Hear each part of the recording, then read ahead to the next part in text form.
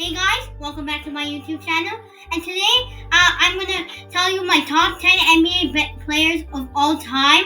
Before I start on this topic, please subscribe and hit the like button. It only takes 5 seconds of your time, and I care about you guys who are watching this video right now. And without further ado, let's get into it. For my honorable mention, I have Wilt Chamberlain. Most people would put Wilt Chamberlain on top 7, but I have him at top 10 because of these facts. His pros are that he's a great scorer. Obviously, he scored 100 points, but he was a really selfish player. He did not pass the ball, and he had a bad attitude. He was a coach's nightmare.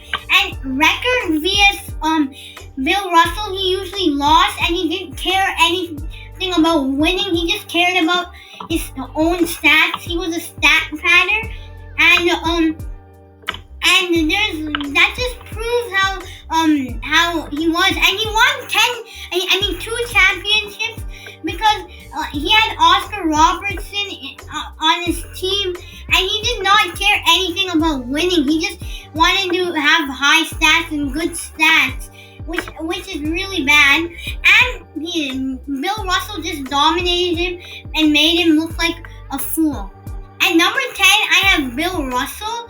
Most people would put him in top 5, but I have many reasons to it.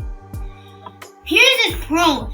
He's a team player, and he's just he does anything he would want to do to help his team win. Obviously, he won 11 championships, and that's why he's an ultimate winner. He's a winner.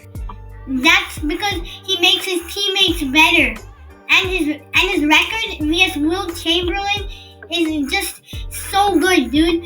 He makes Wilt Chamberlain, probably one of the greatest scorers of all time, look like a fool and beat him every time they played together.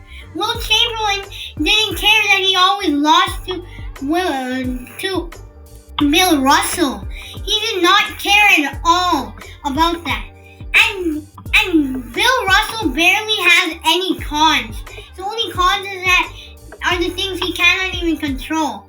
He's too unselfish, and the era he was playing in only had 8 to 12 teams and only took 1 round to advance to the finals. So that's why he won about 11 rings in 13 years. It was too easy for him to make it to the finals. And I bet some other players who played in that era and had a good team would probably win about the same amount of championships as Bill Russell. And that's why I just have to take him to the number 10 spot. We don't know how good he will play in today's NBA, and we will never know. At number 9, I have Shaquille O'Neal, known as Shaq.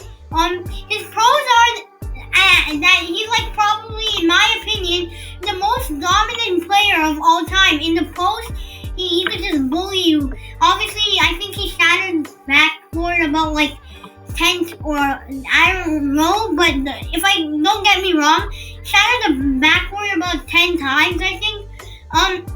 He had 3 Finals MVP with having Kobe on his team. Kobe Bryant, a really good player on his team.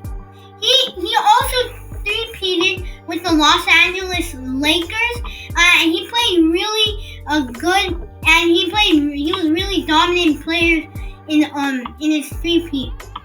His cons are that he really wasted his potential. He didn't work in the off season, which another con is that his work ethic was really bad. He did not practice in the off season. He usually just did other activities, and he just started the feud between Kobe Bryant and himself because he didn't put in the work ethic. And Kobe Bryant was basically the opposite of Shaquille O'Neal. He wanted everyone to put in hard work. He wanted everyone to get better. He really wanted that, and I think he wasted his potential. He never practiced anything, and his weight he couldn't handle the weight control that he had, and obviously the only good team, he was only a good player on teams like the Orlando Magic, which I think many people forgot he was even on that team, and the Los Angeles Lakers. At number 8, I have Hakeem Olajuwon. And I think he's a really underrated player, and not many people know that. He actually led the 6th-seeded Houston Rockets, and he was the only All-Star on that team to win a championship. His team was the lowest seed to ever win a championship, and I really want to put that into consideration. His pros are that he had that dream shake. He had really good post moves. And one of his most memorable moments was like he got snubbed in the MVP race, and he just did that dream shake to David Robinson. His defense is remarkable. He went to 14 All NBA first defensive teams. And he also had great leadership, and he did all he can to make his team win, and he led his team to 2 championships. His cons are that his early attitude wasn't too good. He always thought that he was the best. He didn't really care about winning, and he used to be a coach's nightmare. Thanks to Rudy Tomjanovich, his attitude became pretty good, and he became a pretty good leader for the team. And another con I have for him, it's not his problem, but his longevity is also something to take into consideration. He during the 1998 season, he had a lot of injuries. At number 7, I have Kobe Bryant. His pros are that he's a really skilled player. In my opinion, probably top 5 or even top 3 best skilled player of all time. And the defensive era he was playing in was like probably the hardest defensive eras of all time. Probably 1996 to about 2005 was probably the hardest defensive eras of all time. And another thing about Kobe Bryant, he was an ultimate winner. He did anything he could to make his team win, and that's why he won his 5 championships. Another thing I really like about him is his work ethic. I think he woke up at 4 a.m. in the morning. He made his team. He was really inspirational, and his teammates were willing to also get up earlier and practice basketball. His cons, I think people know him as kind of like a shot jacker. He didn't really pass the ball that much, so he was pretty inefficient. You know, he really shot the ball most of the time. And I don't think most people know this, but he blew a 3-1 lead against the Phoenix Suns. And in the game 7, I don't think many people know this, but he didn't really try in game 7 because people wanted him to be more passive, and that's just like really bad, because that's like that's the only time he didn't want to win. Like that's just like really bad in his like, and one of his pros are that he's a winner. He has a winning mentality, but in game 7 he did not have a winning mentality against the Phoenix Suns. In the 2005 season, he also did not make the playoffs, and that was his prime year. Obviously, he did not have that much help, but That's really something you should put into consideration. That was his prime year. Usually, the best year of his NBA career, probably your prime year. Number 6 is Tim Duncan. His pros are like he's a really consistent player. Usually, his bank shots really unstoppable. He's like really consistent player. He's a 3-time Finals MVP, and that San Antonio Spurs team was really stacked. And he did anything to make his team win, just like Kobe Bryant. He did anything to help his team win a game. That's what led him to 5 championships in 6 years. He only lost one time in the final. And he's a team player. Unlike Kobe Bryant, he cared about his teammates. Instead of just like criticizing Shaquille O'Neal, he didn't really want to teach that Shaquille O'Neal or make him work more harder. And that's just basically what caused Kobe Bryant's feud with Shaquille O'Neal. And also Tim Duncan, if anyone didn't want to work hard, he always wanted to teach them. He always wanted to teach them how to play. He always wanted to say good things about his teammates and how they help him help their team out. And he's also been a really good player for the San Antonio Spurs. and I think he's a better player than Kobe Bryant because he also has a better resume. Obviously, 2-time MVP, 3-time Finals MVP, 5 championships in 6 years, and etc. His cons are really uncontrollable, just like Bill Russell. He's not a flashy NBA player, which is totally fine. He's doing whatever he can to make his team win games, and I think that's a really important part, and I think you should take that into consideration. And the same thing as Bill Russell, he's too unselfish. He is really unselfish, which I also have to put on the list. And for number 5, I have Larry Bird. And most young fellas would think that Larry Bird wouldn't play good in today's NBA, which is not the case at all. He could shoot the 3, he could play defense. He's a great all-around player with a great IQ. He can pass the ball very well. He could basically do everything. He is a great all-around player, which is one of my pros. Not that much players have that. Not that much players are great all-around players. Another pro I want to talk about is that this is literally unheard of. He had 3 straight MVPs, and I think that's not going to happen ever again. Unheard of.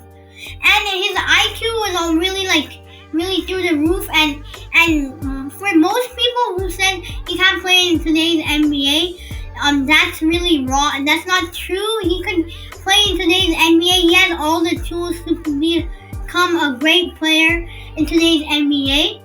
Another thing I want to take into consideration was that he was a team player. He did anything to make his teammates better, and that's what led him to championships. That's another thing. And his work ethic, he was always willing to get better. He never quit. He never quit on the game of basketball, obviously. And he wanted the team to get better too, and I think that just makes him a really good player. His cons are that he doesn't have his longevity. He doesn't have that good longevity. He usually gets injured, and that's probably what left him hanging. That's probably what made him retired. Basically, his back injuries forced him to retire, which he definitely did not want to do. And another thing is that he was not that athletic. If he was athletic, he would probably be a little higher on my list. And number 4, I have Magic Johnson. His pros are that he has like a great IQ, probably the greatest passer of all time. He did whatever he could do. He did anything to make his team win. Obviously, that's what led him to 5 championships, and he was a great leader for his team.